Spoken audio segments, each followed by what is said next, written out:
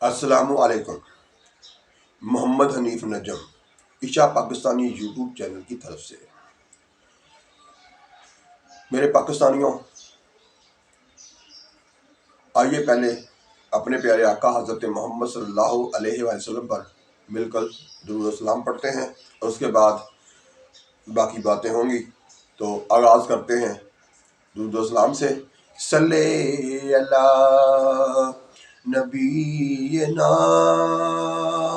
صلی علی محمد صلی علی شفیعنا صلی علی محمد۔ میرے پاکستانیوں، آج کی ویڈیو ہم اس چیز پہ بنائیں گے کہ غصہ کیا چیز ہے، کیوں آتا ہے، اور اس سے بچنے کے طریقے کیا گئے ہیں، اس پر قابو کیسے کیسے پایا جا سکتا ہے۔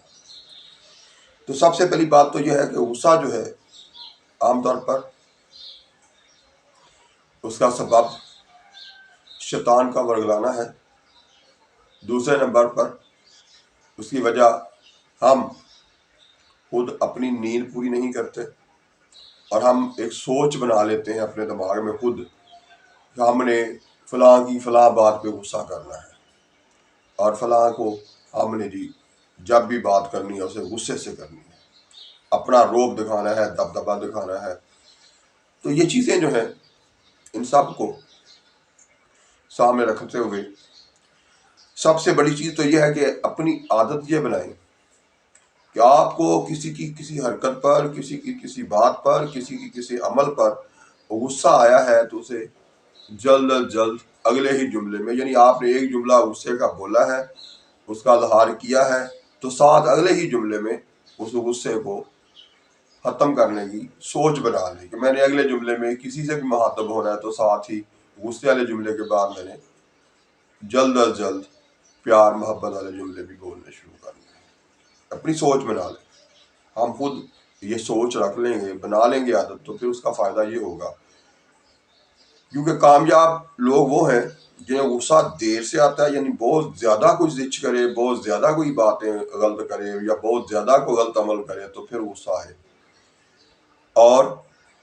غصہ چلا جلدی جائے، یعنی جلد آپ اس پر قابو پا لیں۔ تو یہ ہے کامیابی کہ ہم غصے کو دیر سے قبول کرتے ہوں اور جلد اسے ختم کر دیتے ہوں، تو ہم ہو جائیں گے دوسرے غصہ کرنے والے لوگوں کی نسبت زیادہ کامیاب۔ تو اس کے لیے ہمیں اور کیا اسباب کرنے چاہیے؟ سب سے پہلے تو اپنے آقا حضرت محمد صلی اللہ علیہ وآلہ وسلم کا جو فرمان ہے وہ سن لیجئے کہ ہمیں اگر غصہ آیا ہے اور ہم اس وقت کھڑے ہیں تو حکم دیا گیا کہ بیٹھ جائیے، اگر بیٹھے ہوئے غصہ آیا ہے تو لیٹ جائیے، اور اگر لیٹے ہوئے غصہ آیا ہے تو کروٹ بدل لیجئے اور جلدی سے جلدی غصے کو قابو کیجیے اور کنٹرول کیجیے اپنے آپ کو۔ رہ گئی بات اس چیز پہ کہ ہم غصے میں آتے ہیں، اس کی وجوہات جو ہیں، سب سے بڑی وجہ جو ہے اس کی نیند کا پورا نہ ہونا ہے۔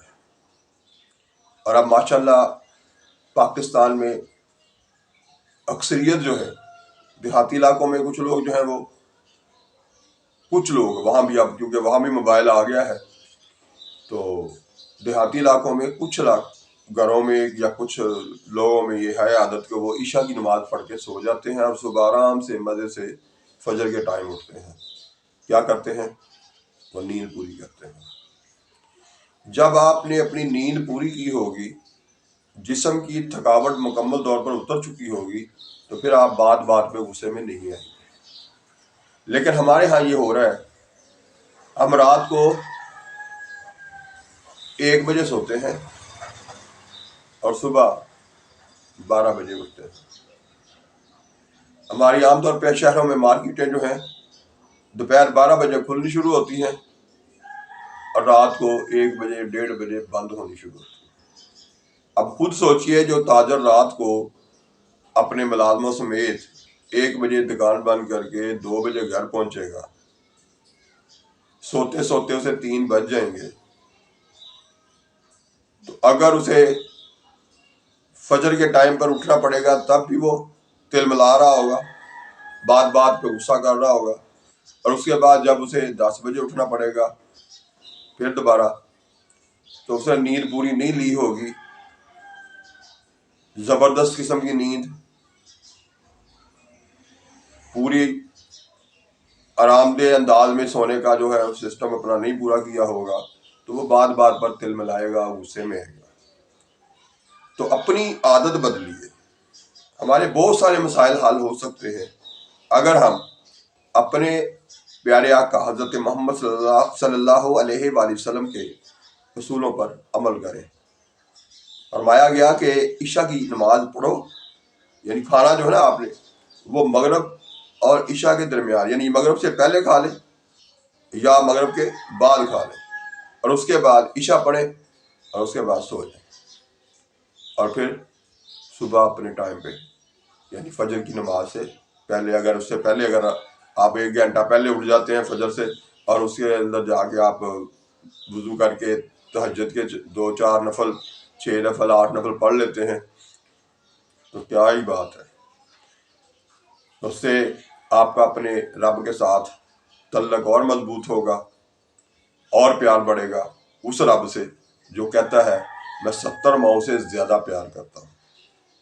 तो जब उसके साथ तल्लक मजबूत हो जाएगा और आपके प्यार में उसके साथ इजाफा हो जाएगा, तो ज़िंदगी कितनी मज़ेदार हो जाएगी, कितनी पुरसकून हो जाएगी, और कितना तहम्मुल होगा हमारी लाइफ में। लेकिन हम ऐसा नहीं कर रहे। चलो बहर फजर की नमाज आपने पढ़ी टाइम पे उठ के, और उसके बाद अपने रूटीन के काम जो है वो तरतीब दे दिए, तो ये है असल लाइफ, असल ज़िंदगी। लेकिन हम इससे उल्ट चल रहे हैं। हम रात को 3 बजे सोते हैं और सुबह फिर 10 बजे उठते हैं, जबकि हमारे प्यारे आका हज़रत मोहम्मद सल्लल्लाहु अलैहि वसल्लम पूरी लाइफ ये है कि ईशा के बाद सोए, उसके बाद रात को उठ के नवाफल पढ़े, और फिर उसके बाद फजर के टाइम उठे, और फजर यानी तहज्जुद के वक्त उठते, उसके अंदर फजर के दरमियान में कुछ और अज़कार जो है वो और इबादत वो करते,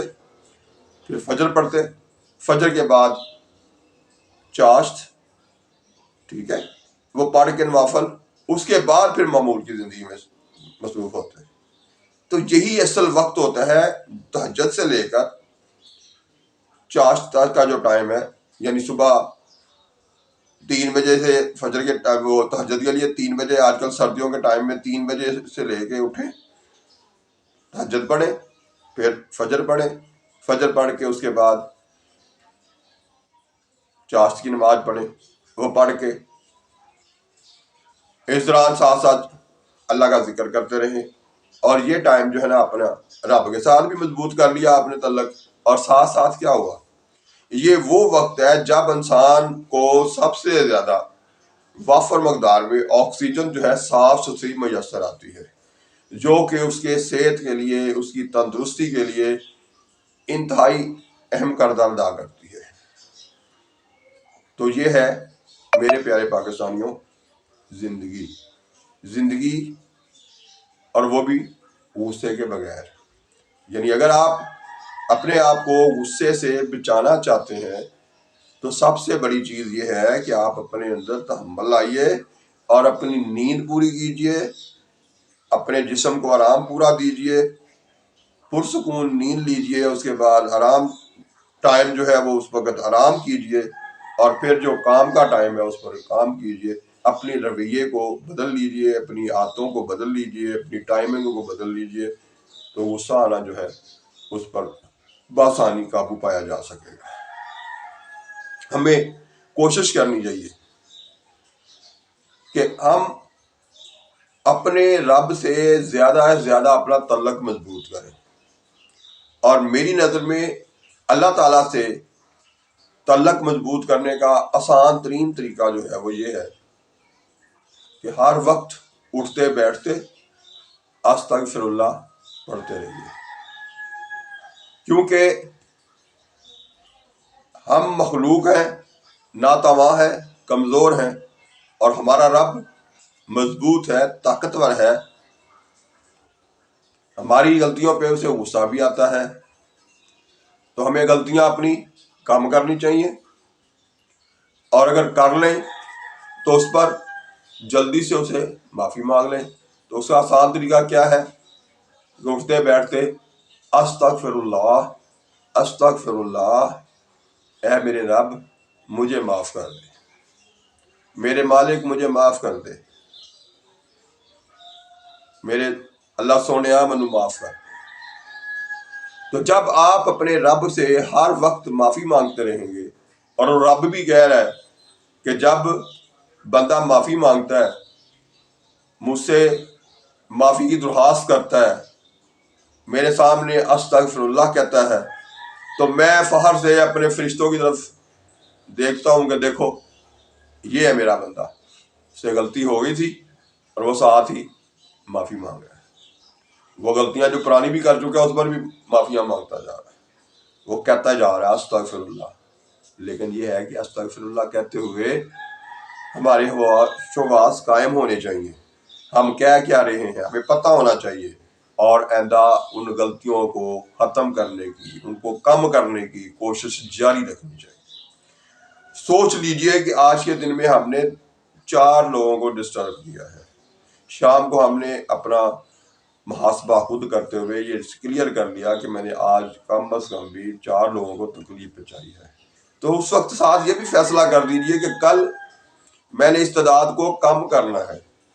جن 4 لوگوں کو تکلیف پہنچی ہے یا 4 مختلف میں نے گناہ کیے ہیں، ان کی تعداد کو میں نے کم کرنا ہے۔ جب آپ یہ سوچ لیں گے تو اسی کو کہتے ہیں محاسبہ، کہ پہلے آپ یہ دیکھیں کہ ہم کر کیا رہے ہیں، آج میں نے کتنی غلطیاں کی ہیں، اور اگلے دن ان غلطیوں کو کم کرنے کا عزم کر لیں گے، اس کو محاسبہ کہتے ہیں، اور اگلے دن واقعی وہ غلطیاں کم کریں، اور پھر ایک دن آئے گا کہ آپ کے 24 گھنٹے غلطیوں سے پاک گزریں گے۔ جب ہم سارے پاکستانی، سارے مسلمان اس طرح سوچنا، سمجھنا اور اس پر عمل کرنا شروع کر دیں گے تو پھر بنے گا پاکستان اسلام کا گہوارہ، پھر ہم کہہ سکیں گے کہ ہمیں واقعی ہمارا دین جو ہے مکمل ضابطہ حیات ہے۔ لیکن ہم اس طرح تو زبان سے کہتے رہیں گے ہمارا دین تو جی مکمل ضابطہ حیات ہے، یعنی پوری زندگی گزارنے کا طریقہ بتاتا ہے، لیکن عمل ہم کر رہے ہوں سارے کے سارے الٹے اس سے، سونے کے ٹائم پہ جاگیں، جاگنے کے ٹائم پہ سو جائیں، اور پھر اس کے بعد اسی طرح سے ہر کام الٹا کریں، اور پھر کہیں جی ہم غصے سے بھی بچے رہیں، اللہ تعالیٰ کی سختی سے بھی بچے رہیں، یہ کیسے ممکن ہے؟ اس لیے ہمیں اپنی عادتیں، اپنے رویے، اپنا رہن سہن کا طریقہ اسے درست کرنا ہوگا، اس کے بغیر کوئی راستہ نہیں بچنے کا۔ تو ساتھ ساتھ میرے پاکستانیوں یہ بھی یاد رکھو کہ یہ جو زندگی ملی ہے، کسی کے پاس دنوں کی ہے، کسی کے پاس مہینوں کے حساب سے ہے، اور کسی کے پاس چند سالوں کی ہے۔ تو اس زندگی کو استعمال کیجئے سوچ کے، یہ سمجھ کے کہ یہ عارضی ہے، اور حقیقتاً بھی یہ ہے عارضی ہی، تو لیکن اسے اپنے دین میں بسا لیجئے کہ یہ عارضی زندگی ہے، اور اس میں ہم نے تیاری کرنی ہے اس زندگی کی جو ہمیشگی کی ہوگی، جو ہم طویل عرصے تک، یعنی جہاں پر موت نہیں ہے، جہاں پر اختتام نہیں ہے، وہاں بھی جانا ہے۔ اس سے پہلے ہمارا یہاں کا حساب ہونا ہے، اس حساب میں اگر ہم بچ نکلے، اگر ہمارا اپنے پیارے آقا حضرت محمد صلی اللہ علیہ وآلہ وسلم سے پیار زیادہ ہوا، اپنے رب سے پیار زیادہ ثابت ہو، تو پھر تو ہم بچ نکلیں گے۔ لیکن ہمارے اعمال سے اگر یہ ثابت ہوا کہ ہم اپنے آقا حضرت محمد صلی اللہ علیہ وسلم کی باتوں پر بھی عمل نہیں کرتے تھے، اور اپنے رب جو 40 ماہ وہ 70 ماہ سے بھی زیادہ پیار کرتا ہے، اس کی جو احکام ہیں قرآن پاک میں جو حکم دیے گئے ہیں ان پر بھی ہم عمل نہیں کرتے، تو پھر یہ توقع رکھیں کہ آخرت ہماری اچھی ہوگی، وہ ہمیشہ کی زندگی ہماری جو ہے اس میں آسانیاں آئیں گی، یہ ممکن نہیں ہے۔ تو میرے پیارے پاکستانیوں، ہم عہد کرتے ہیں خود اپنے آپ کو درست کریں گے، اور پھر اس ویڈیو کو اگر آپ کو اچھی لگی میری باتیں تو اسے شیئر کریں گے تاکہ دوسرے بھی اور لوگ بھی سنیں، وہ بھی اچھے ہو جائیں۔ ان کے اچھا ہونے میں آپ کا کردار ہوگا، اس لیے ثواب اس کا کس کو ملے گا؟ آپ کو۔ تو اس لیے خود سنیے، دوبارہ سننا پڑے دوبارہ سنیے، اور اس کے بعد شیئر کیجئے۔ اور میری باتوں میں کچھ باتیں میں جان بوجھ کے بھی بعض دفعہ غلط کہہ جاتا ہوں، تاکہ آپ کو عادت پڑے کمنٹس میں آ کے کچھ نہ کچھ لکھنے کی، اس میری غلطی کی نشاندہی کرنے کی عادت پڑے۔ تو اس لیے یہ بھی کیجئے۔ پیارے پاکستانیوں، اللہ حافظ، پاکستان زندہ باد۔